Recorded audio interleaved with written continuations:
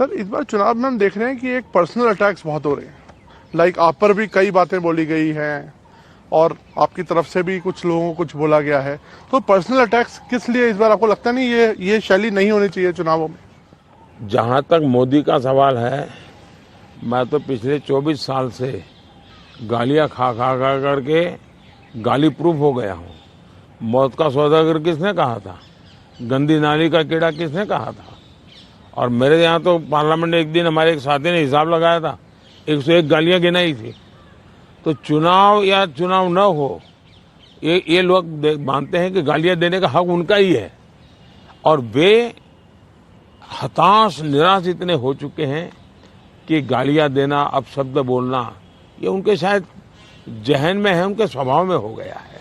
प्रधानमंत्री जी, एक आरोप विपक्ष और लगा रहा है कि ईडी, आईटी, सीबीआई इसका इस्तेमाल किया जा रहा है विरोधियों को दबाने के लिए। मेरा मीडिया को सवाल है कि विपक्ष ने आपको ये कूड़ा कचरा पकड़ा दिया, वो कूड़ा कचरा लेकर के आप हमारे पास पहुंच जाते हैं। मीडिया वाले रिसर्च करें कि भाई सरकार के लिए क्या सवाल पूछने चाहिए, प्रधानमंत्री को क्या सवाल पूछना चाहिए। जो कूड़ा कचरा फेंक रहा है उसको पूछो ना, भाई तुम ये जो कह रहे इसका सबूत क्या है, कानून नियम क्या है, उसको पूछो ना। उसकी आपकी हिम्मत नहीं है। लेकिन वो जो कूड़ा कचरा फेंकते हैं, वो कूड़ा कचरा लेकर के आप मेरे यहाँ आते हैं। ये ठीक है कि मैं रिसाइकल के मानता हूँ, तो मैं इस कूड़े कचरे का रिसाइकल करके उसको खाद में परिवर्तित कर दूंगा और उसमें से देश के लिए कुछ न कुछ अच्छी चीज़ें पैदा कर दूंगा, इसलिए वो तो मैं करूंगा। लेकिन सरकार क्या करती है?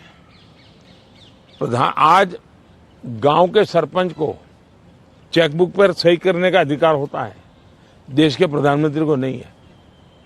ये इतना नॉलेज नहीं है इन लोगों को। देश के प्रधानमंत्री के पास इस प्रकार का कोई अधिकार नहीं होता है।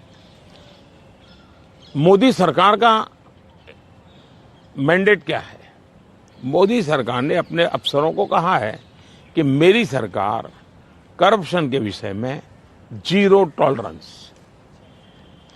अब ये दफ्तर के अंदर बैठे हुए लोगों का काम है कि उसको लागू करें। और सचमुच में तो किसी जमाने में 10 साल में मनमोहन सिंह जी की सरकार थी, 34 लाख रुपया पकड़े गए थे। 34 लाख रुपया मतलब एक स्कूल बैग में आप आ जाए। वर्तमान में ईडी ने 10 साल में 2200 करोड़ रुपया पकड़ा है। ये तो टीवी पर दिखता है, ये तो कोई झूठबाजी हो नहीं सकती है। अब जो 2200 करोड़ देश को वापस लाया है, ये उसका सम्मान होना चाहिए, उसको गाली गलौज होना चाहिए। तो गाली गलौज कौन करता है? जिसका पैसा गया है वो गाली गलौज कर रहा है।